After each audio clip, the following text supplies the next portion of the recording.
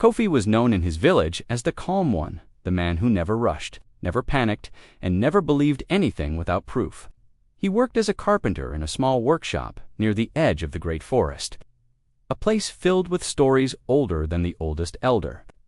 Children grew up hearing warnings about the woods, spirits that whispered at night, shadows that moved when no one was there, and cries that didn't belong to any creature of this world. But Kofi, he didn't believe a word of it. To him, the forest was simply trees, wind, and animals. Myths were just stories told to keep children from wandering too far. When the elders spoke of the forest with fear in their voices, he only smiled politely and continued with his day. Logic guided him, not superstition.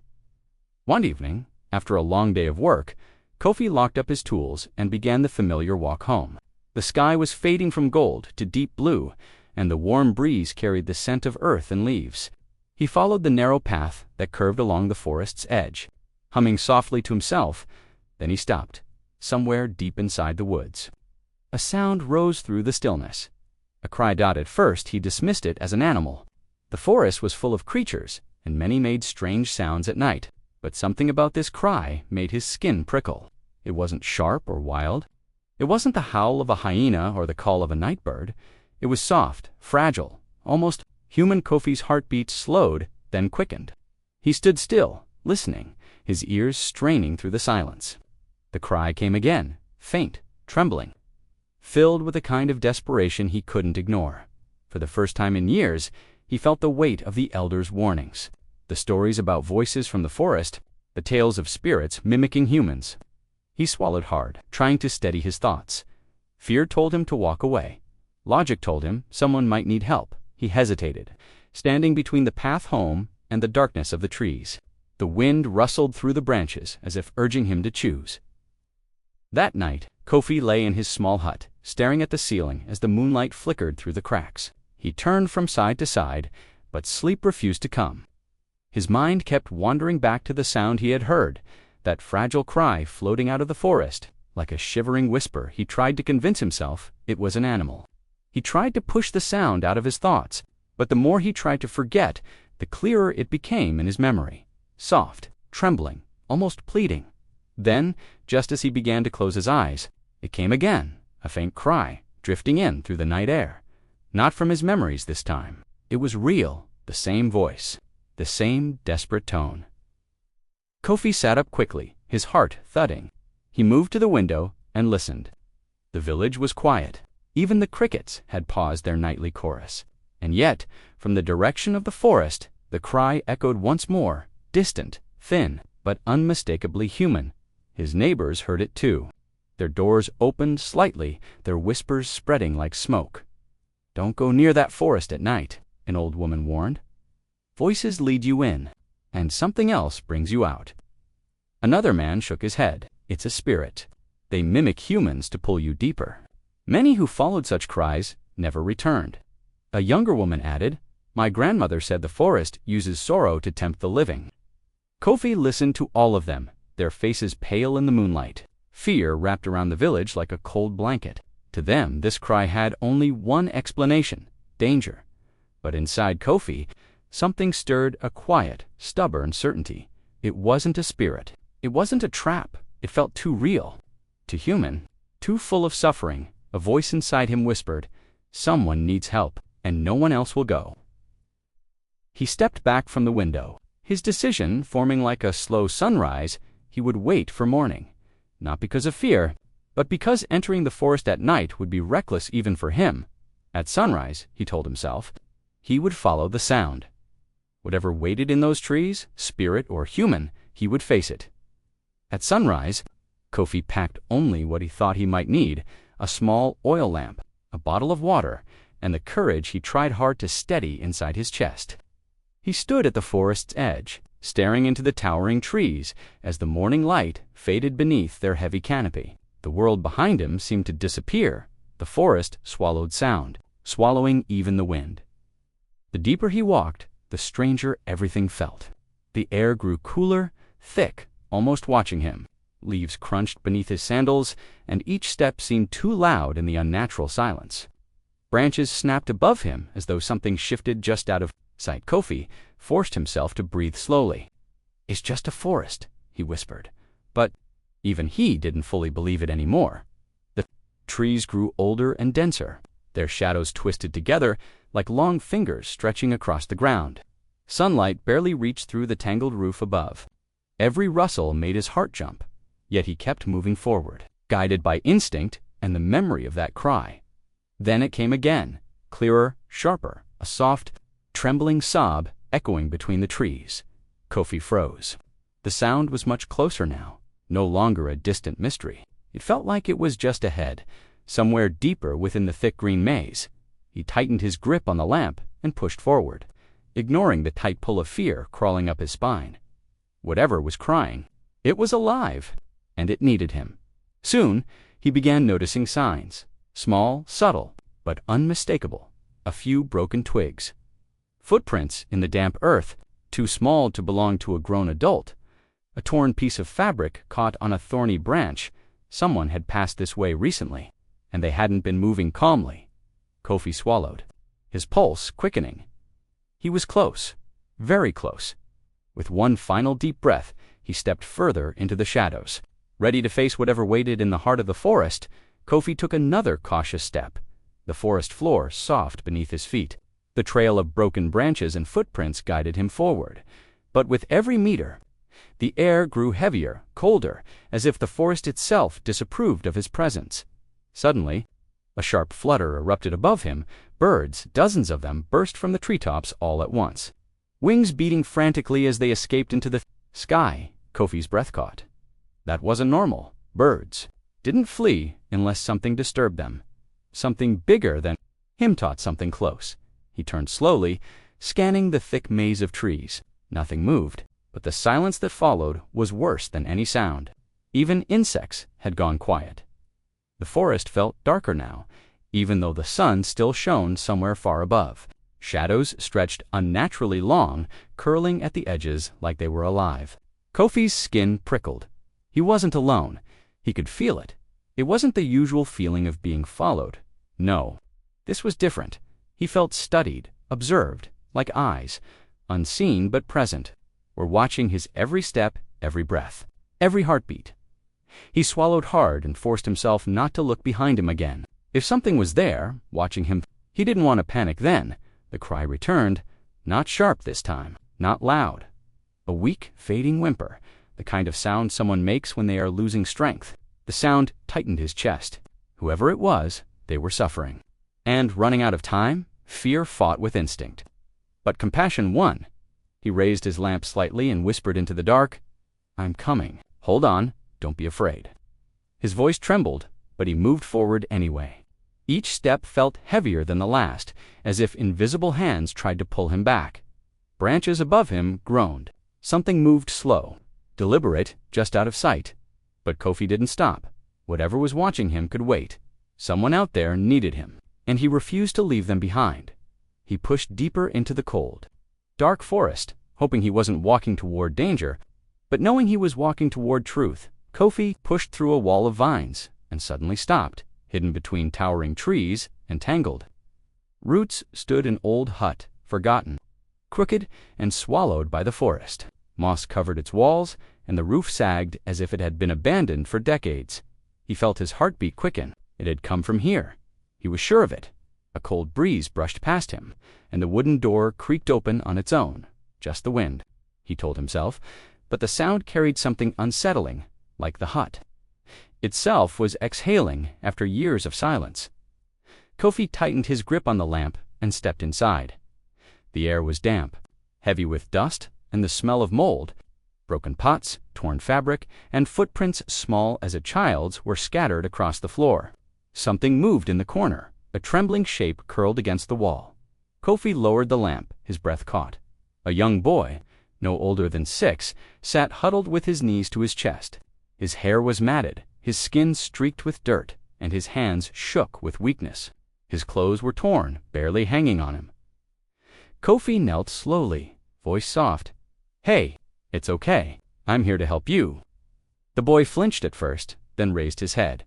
His eyes, wide, scared, and tired, met Kofi's. There was a deep fear inside them, deeper than any fear a child should ever know. How long have you been here? Kofi asked, gently. The boy's lips trembled. Days, I think. I couldn't get out. They locked me in. Kofi's pulse raced. In a forest hut. He slipped his arms under the boy and lifted him carefully.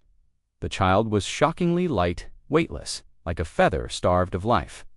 As Kofi held him close, the boy whispered, voice thin as air, "Don't. Let them take me back." A cold chill shot through Kofi's spine. Them? Who is them? Before he could ask, the boy's small fingers gripped his shirt tightly. That's when Kofi heard it. A heavy footstep, then another, then a low, guttural growl vibrating through the wooden walls of the hut. Kofi's eyes widened. Something, or someone, was outside. The forest, moments ago silent, now seemed to breathe around them. Leaves rustled violently, branches snapped. Multiple footsteps circled the hut, slow and deliberate. Kofi held the boy closer. Whatever was searching for the child had found them. Kofi didn't wait to see what was outside. He tightened his hold on the trembling child, ducked under the broken doorway, and burst into the forest. The moment he stepped out, the air changed, thicker, colder, heavier. It felt as if the forest itself had woken up. Behind him, the shadows moved fast. Fast, Kofi didn't look back. He ran. Branches whipped against his face, roots clawed at his feet, and leaves crackled like warning whispers. The trees seemed to shift, closing in behind him, narrowing the path as if trying to trap him inside. The boy clung to his neck, breathing fast and shaky. "Kofi," he whispered. Kofi's heart hammered in his chest. He didn't know who they were. Animals, people, spirits, but the growls earlier were not human. More shadows darted between the trees, quick, silent, watching. "Who are they?" Kofi whispered urgently. The boy's voice cracked. "They don't like people helping me." Kofi swallowed hard, pushing fear aside. "Hold on. I won't let anything happen to you." He sprinted through tall bushes, his lamp flickering wildly, its light barely cutting through the thickening darkness. The forest floor slanted downward, slippery with fallen leaves. Once he stumbled, but he kept running, refusing to fall. Behind him, something snarled, loud, close, hungry. The boy whimpered and buried his face in Kofi's shoulder. "Almost there," Kofi said, though he had no idea where there was. Every part of him burned, lungs, legs, heart, but he didn't stop. Up ahead, through the maze of trees, he spotted a faint glow. Sunlight dot the forest edge. He forced himself faster, dodging branches that seemed to reach for him. The growls turned into furious screams. Whatever chased them knew they were escaping. Kofi burst out of the trees, stumbling into open ground. The sunlight hit them like a blessing. The shadows behind them stopped abruptly at the edge of the forest, as if held back by an invisible wall. Kofi turned, breath shaking. Nothing came out. Only the dark tree line stared back at him, silent and still. He held the boy tighter. "You're safe now," he whispered, but the child shook his head slowly. "No, they'll come again." When Kofi carried the boy back into the village, people gathered instantly, shocked, whispering, staring. No one recognized the child. No one had ever seen him before. The boy sat quietly in Kofi's home, wrapped in a warm cloth, sipping water with small, shaking hands. Every time someone tried to ask who he was or where he came from, he only frowned, as if searching inside a memory that refused to come. He remembered almost nothing. No name, no family, no village. Only the forest, and the people who took him. When he whispered those words, the atmosphere shifted. The elders exchanged uneasy glances. A few villagers muttered old legends about forest dwellers, spirits, or hidden tribes. Others dismissed it as trauma or imagination. But the boy's fear was real. "Do you remember their faces?" Kofi asked gently. The boy shook his head. Only eyes. Red eyes. Kofi felt a cold prickle run down his spine. Rumors spread quickly. Some said Kofi had brought a cursed child. Others feared the forest would come for him. But Kofi ignored them all. That night, he sat beside the boy as he slept, watching the child curl up tightly like someone used to danger. The boy clung to Kofi's shirt, even in his dreams. Kofi whispered quietly, more to himself than to the sleeping. "Child, whoever you are, and whatever happened to you, you're safe now."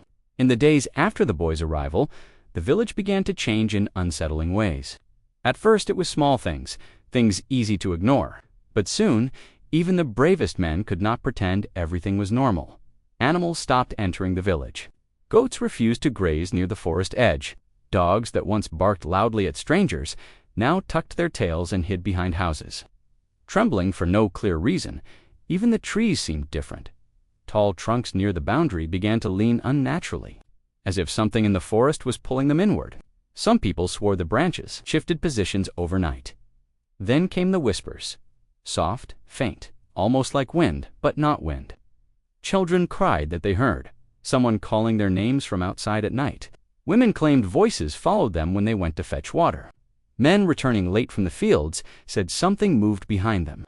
Breathing lightly, never fully seen, fear spread like wildfire. Whispers turned into rumors.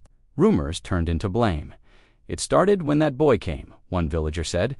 He brings bad spirits, another insisted. He must go back to wherever he came from. A small crowd gathered outside Kofi's home one evening, their faces tight with fear. Some held charms, others held sticks, not for violence, but for courage. Their message was clear. Send him back. He doesn't belong here. But Kofi stood firm at his doorway. He's just a child, he said, voice steady. Look at him, he's terrified. Whatever follows him, it is not his fault, the crowd murmured, uncertain, afraid. The forest loomed behind them, dark and listening. Kofi glanced at the boy inside, small, fragile, trembling. The unrest in the village forces the elders to gather. These were men and women who rarely spoke of the past, for some memories were too heavy to carry into the present, but seeing the fear spreading and hearing the whispers returning after so many years, they knew silence was no longer an option. Under the great baobab tree, the oldest elder, Nana Yarrow, cleared his throat and began to speak. His voice wavered, at first, as if dragging the story from a place long buried. Many years ago, he said, a group of masked men lived deep in the forest. They were not spirits, but people pretending to be spirits. They kidnapped children from nearby villages for rituals. Wicked ceremonies they believed would give them power. Gasps fluttered through the crowd. Younger villagers didn't know this tale. Older ones wished they had forgotten it. The elder continued, one night 5 children escaped. They ran into the forest, terrified and half-starved. They found shelter in an old hut. The same hut Kofi found the boy in. Kofi felt a chill crawl down his spine. The kidnappers searched for days. Nana Yarrow went on.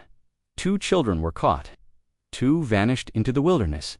But one, he paused. One was never found. The villagers exchanged uneasy glances. Kofi's eyes drifted toward the boy sitting quietly beside him. The boy's fingers trembled, his breathing quickened.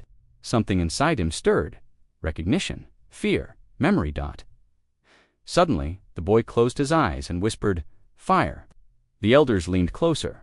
"I remember, fire," the boy stuttered. "People in masks, big masks, so big they hid the whole face. They were chanting, holding sticks, and I was running. I was always running." Kofi knelt beside him. "It's all right. You're safe." But the boy shook his head violently. "No, they were chasing me.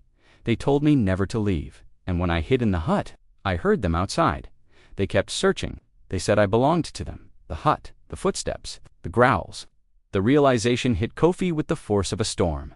The sounds in the forest weren't spirits. They weren't beasts.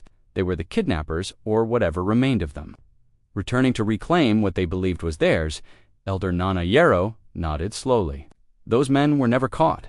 Some believe they died in the forest. Others believe they live there still, wearing their masks, waiting for the child who escaped them. The villagers shuddered. Fear deepened. But as the elders spoke, Kofi noticed something else, not just fear in the boy's eyes, but strength, a small, flickering ember of courage. A child who had survived the unimaginable. Kofi placed a steady hand on the boy's shoulder. "You are not going back," he said firmly. "Not to them, not ever." For the first time, the boy lifted his gaze and whispered, "Promise." Kofi nodded, and in that moment, he felt a responsibility far greater than fear. He would protect the child, even if the forest itself rose against him. Kofi knew that understanding the past wasn't enough. The threat was real and immediate. With the support of trusted villagers and local authorities, he organized a careful expedition into the forest. Everyone moved quietly, carrying torches, ropes, and tools, aware that the forest could swallow them whole if they weren't cautious. As they ventured deeper, signs of human activity became undeniable. Footprints pressed into the soft earth, some fresh, some older, winding through dense undergrowth. Snatches of rope dangled from low branches, frayed at the ends, as if someone had hastily climbed or tied something days before. Then, hidden beneath a thick layer of leaves and vines, they discovered the first mask. Its edges were jagged, the eyes hollow and staring. A chill ran through the group. This was not merely a story anymore. The kidnappers had been here.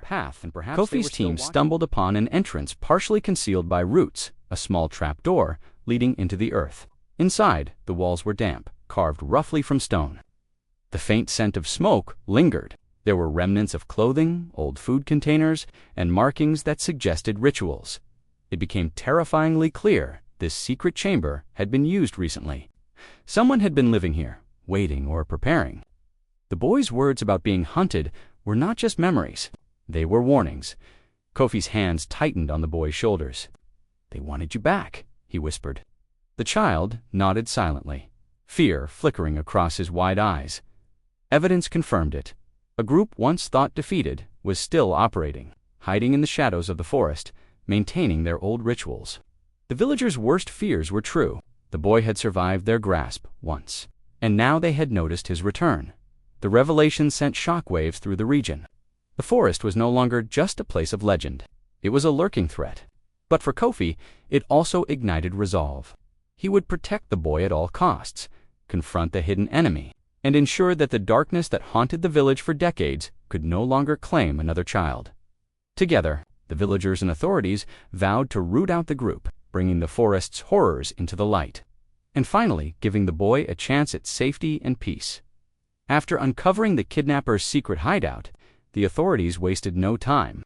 Search teams were formed, combing every corner of the dense forest with meticulous care. Kofi insisted on joining them. He couldn't sit idly by while more innocent lives were at stake. He had seen the fear in the first boy's eyes and knew he had to act. The forest seemed more menacing than ever. Every rustling leaf and distant howl a reminder of the dangers lurking in the shadows. But Kofi pressed forward, leading the teams to the areas where he had first found signs of activity: broken branches, footprints, and hidden tunnels. Hours of careful searching led them to a small, concealed entrance beneath a tangle of roots.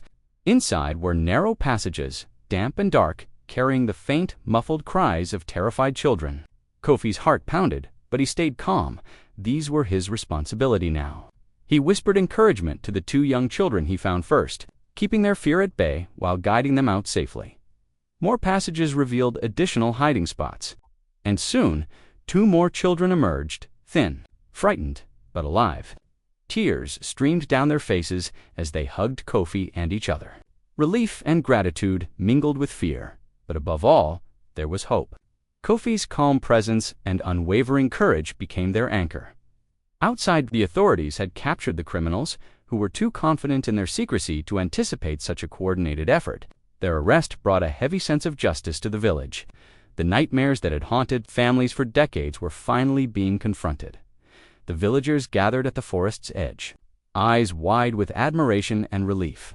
Kofi emerged with the rescued children, dirt-streaked but smiling, carrying the youngest in his arms. People cheered, clapped, and cried. Parents embraced their children tightly. Gratitude and disbelief etched into every face. For the first boy, the man who had rescued him from the hut, Kofi became more than a protector. He was a hero, a symbol of safety and courage. The boy clung to Kofi, whispering, "You saved me, and them too." Kofi knelt down, holding the boy close, whispering, "We saved each other." The village celebrated not just the rescue, but the bravery and selflessness of one man who refused to ignore a cry in the night. Songs were sung, drums beat, and elders spoke of Kofi's courage for generations to come. Through his determination, the forest, once a place of fear and silence, was transformed into a symbol of hope. And for the children, particularly the first boy, Kofi became the living proof that one person's courage could illuminate even the darkest woods in the days that followed. The boy remained under Kofi's care. Each morning, they walked through the village together, slowly building routines and trust. Kofi made sure he felt safe, fed, and loved, little by little. The fear that had haunted him in the forest began to fade. The boy's memory returned in fragments, flashes of laughter, shadows of the kidnappers, and fleeting images of the forest that once trapped him.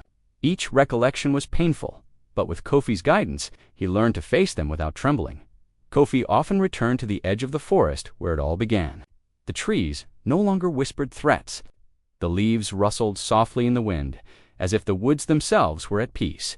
He thought back to the first cry that had pierced the silence, and led him to the boy, a sound that had demanded courage and changed both their lives forever.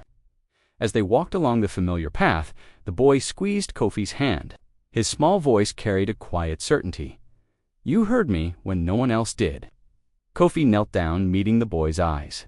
A warmth spread through him, a mix of relief and hope. "I'll always hear you," he said softly. From that moment on, the boy knew he had a protector, someone who would never abandon him. And Kofi knew that his decision to follow a desperate cry had done more than save one child. It had restored a sense of safety, trust, and hope to an entire community. Once a place of fear had become a symbol of courage, and the bond between Kofi and the boy stood as a lasting testament to the power of listening, acting, and caring when it mattered most.